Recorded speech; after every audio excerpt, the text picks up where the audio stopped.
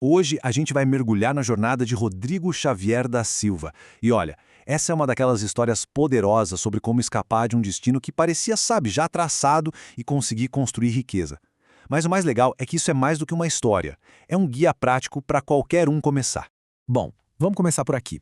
Essa frase, dita pelo próprio Rodrigo, já dá o tom de tudo. Não tem glamour, não tem nada disso. É a realidade nua e crua de uma luta que começa na favela conhecida como Lixão, lá no Rio de Janeiro. É um ponto de partida que conecta a gente na hora com a verdade dele. O nosso roteiro de hoje vai seguir essa jornada em 5 partes. A gente vai desde a origem do Rodrigo e toda a luta para sobreviver, passa pela virada financeira dele, e aí a gente chega no plano prático que ele criou e, claro, no mais importante, a mentalidade por trás de tudo isso. Tudo começa aqui, na primeira parte da nossa análise. O porquê por trás de toda essa batalha. É sobre entender o ambiente que forjou a determinação do Rodrigo, né? A realidade duríssima de crescer na favela do Lixão. Crescer ali significava basicamente encarar uma bifurcação. De um lado tinha o caminho do crime, que foi escolhido por amigos, por primos, um caminho que parecia oferecer soluções rápidas, mas que na verdade entregava fins trágicos.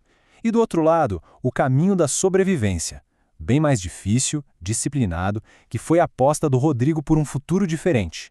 E agora, olha que interessante esse momento. Uma conversa que parecia simples virou um aviso de arrepiar. O amigo dele, o Leandro, que já estava envolvido com o tráfico, perguntou para ele sobre os estudos para a polícia. A resposta do Rodrigo, dizendo que era para a Marinha, foi puro instinto de sobrevivência. Ali ficou claro que sonhar com uma farda dentro da favela era basicamente carregar um alvo nas costas. E aí veio o ponto sem volta. A notícia da morte do Leandro, numa disputa pelo comando do tráfico com o próprio primo do Rodrigo, aquilo foi o fim da infância dele. Essa tragédia foi o que faltava, o catalisador final. A frase dele, "eu entendi que precisava sair dali", não é só uma constatação, é quase uma declaração de guerra contra o próprio destino. Vamos então para a segunda fase, que é quando a decisão de sair se transforma em ação. Aqui a gente vai ver o custo real de construir um patrimônio, a luta, o sacrifício de começar do absoluto zero.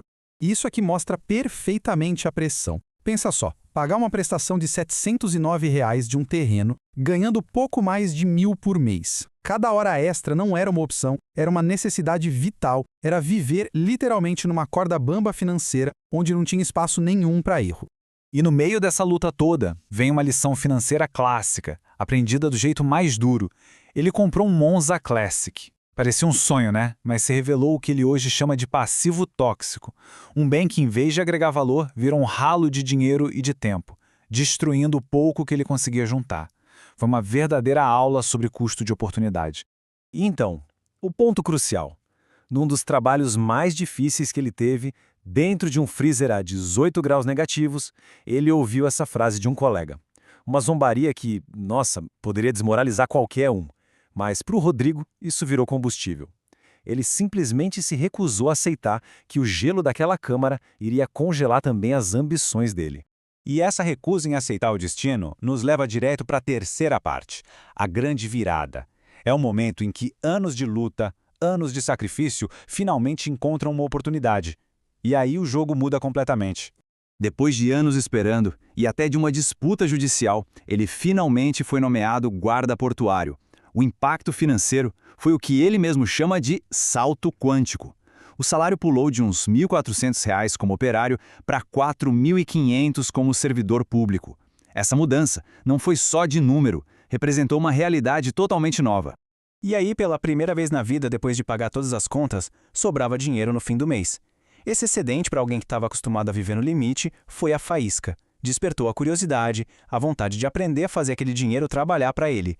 E foi ali que começou a jornada dele como investidor. A pergunta, que antes era "como é que eu vou sobreviver?", se transformou. Com o dinheiro sobrando, a questão virou outra. O que fazer com ele agora? E essa nova pergunta nos leva direitinho da história pessoal dele para o plano prático que ele criou. Agora a gente entra na parte mais prática mesmo. O mapa que o Rodrigo traçou, não só para ele, mas para qualquer um que queira começar a construir um futuro financeiro mais sólido.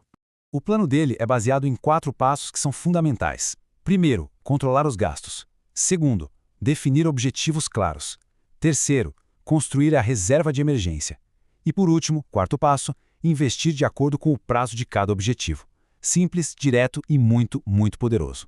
Vamos dar uma olhada na reserva de emergência. A recomendação padrão é ter de 6 a 12 meses dos seus custos cobertos, certo? Mas o que eu acho genial aqui é essa abordagem prática. O Rodrigo fala que, para a realidade brasileira, começar com R$ 5.000 já dá uma tranquilidade enorme. Isso torna o objetivo muito mais palpável, muito mais alcançável para começar. O próximo princípio é crucial: alinhar os investimentos com os objetivos. Para metas de curto prazo, tipo até 3 anos, o foco tem que ser 100% em renda fixa. Para médio prazo, já dá para misturar. E para o longo prazo, como aposentadoria, aí sim a maior parte pode ir para a renda variável. É uma estratégia bem inteligente para gerenciar os riscos. E falando em longo prazo, ele menciona o foco em setores perenes, algo que foi muito popularizado pelo Luiz Barsi.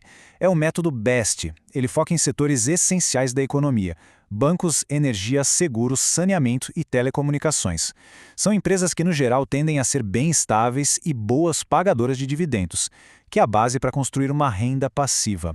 E agora vamos para a última parte, talvez seja a mais importante de todas. Porque no fim das contas, nenhuma estratégia, nenhum plano funciona sem o componente principal, a mentalidade certa. O segredo está todo na cabeça.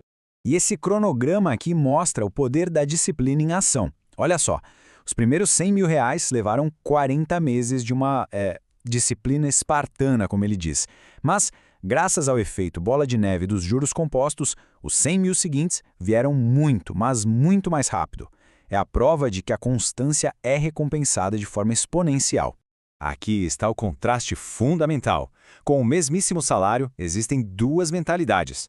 A do consumidor, que troca a liberdade lá no futuro pela aparência de hoje, financiando um carro de luxo que só perde valor. E a do investidor, que prefere a segurança de ter ativos que geram segurança, comprando tempo e liberdade no longo prazo. No fim, tudo se resume a este mantra pessoal dele. Uma afirmação poderosa de autoconfiança, de determinação, que guiou ele por todas as dificuldades.